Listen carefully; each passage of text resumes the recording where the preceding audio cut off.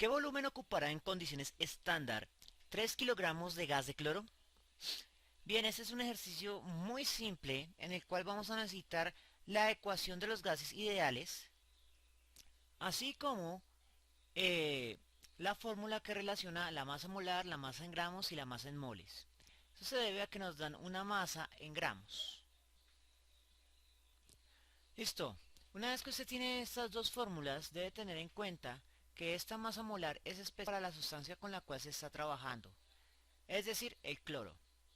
Y adicionalmente que el cloro gaseoso es una molécula que tiene dos átomos de cloro. Entonces, esta es la fórmula de la molécula del gas de cloro. Significa que la masa molar que debemos obtener es para dicha molécula.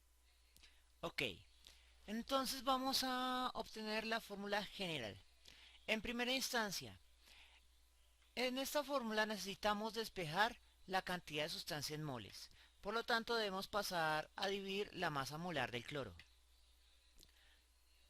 Ahora, tenemos el valor de la masa en moles y podemos reemplazarlo en la fórmula de los gases ideales.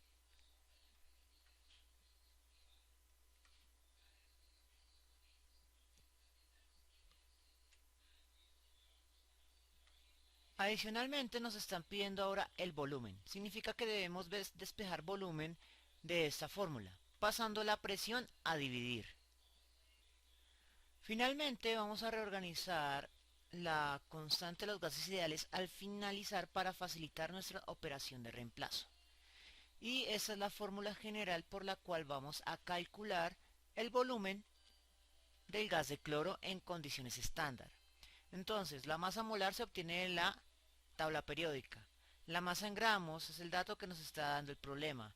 La temperatura se obtiene en las condiciones estándar, al igual que la presión, y la constante de los gases de las tablas, ya que es una constante.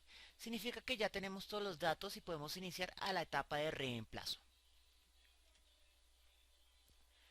Primer paso, encontrar el valor magnitud de la masa molar del cloro gaseoso. Primero coloquemos las unidades correspondientes, que es gramo, que divide, mol que multiplica, ya que es el inverso de la masa molar. La magnitud se va a obtener de la tabla periódica buscando la masa del cloro y multiplicándola por 2. Vamos a utilizar la magnitud de esa masa del cloro como sacamos nuestra calculadora 34,5 y lo multiplicamos por 2. Resultado 69. Posteriormente vamos a colocar la magnitud de la masa que nos dio el ejercicio. 3 kilogramos.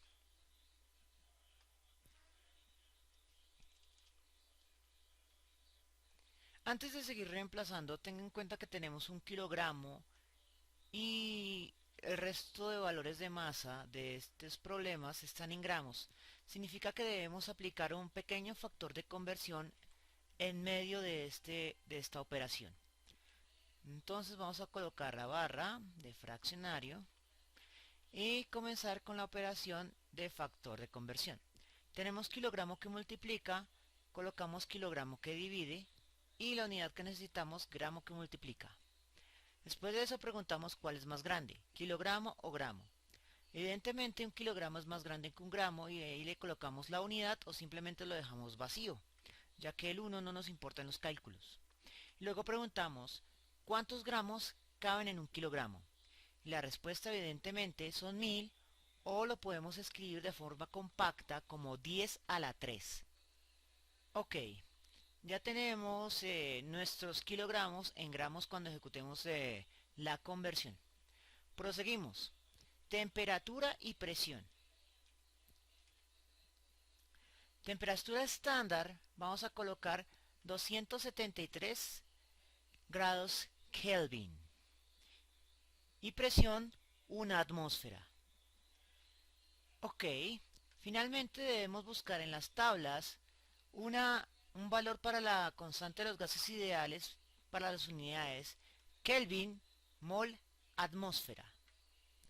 La respuesta es 0,082 atmósfera litro sobre mol por Kelvin. Con esto hemos terminado la etapa de reemplazo. Ahora vamos a pasar a la etapa de simplificación de unidades. Un mol que multiplica, un mol que divide. Gramo que divide, gramo que multiplica. Kilogramo que multiplica, kilogramo que divide. Atmósfera que divide, atmósfera que multiplica. Kelvin que multiplica, Kelvin que divide. Ahora lo único que resta es sacar la calculadora y ejecutar la respuesta.